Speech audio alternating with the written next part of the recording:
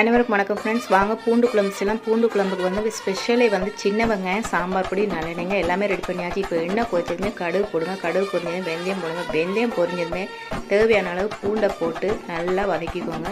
பூண்டு வதங்கினதுமே சின்ன வெங்காயம் போட்டுக்கோங்க. இந்த டைமில் நீங்கள் பச்சை மிளகாய் வேணுமென்னா உடச்சி போட்டுக்கோங்க. அப்புறம் கருவேப்பிலை போட்டு நல்லா வதக்கிடுங்க.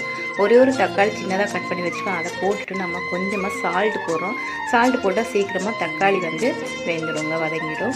ஸோ வதங்கினதுமே அடுப்பை நல்லா குறைச்சிட்டு நம்மளோட ஸ்பெஷல் சாம்பார் பொடி உங்களுக்கு என்ன ஃப்ளேவரோ அதை போட்டுக்கோங்க. போட்டு நல்லா வெண்ணெயில் வதக்கிக்கோங்க. இதுதாங்க ஃப்ளேவரே கொடுக்கும் நம்மளுக்கு பூண்டு குழம்புக்கு. இப்போ தேவையான அளவு புளிக்கரசில் ஊற்றிட்டு நல்லா மிக்ஸ் பண்ணிக்கோங்க. ஈவனாக எல்லாமே மிக்ஸ் ஆகிற மாதிரி. அதுக்கப்புறம் தண்ணி ஊற்றிக்கோங்க. தண்ணி தேவையான அளவு ஊற்றிட்டு சால்ட்டு கரெக்ட் பண்ணிக்கோங்க. நம்ம ஆல்ரெடி போட்டுக்கோம், பார்த்துக்கோங்க. அதுக்கப்புறம் நல்லா மூடி விட்டிங்கன்னா பாருங்கள், நம்மளுக்கு பூண்டு குழம்பு வட்டை குழம்பு ஸ்டைலில் வருங்க. செம்ம டேஸ்ட்டாக இருக்கும். நம்மளுக்கு ஃப்ளேவர் நல்லா இருக்குங்க.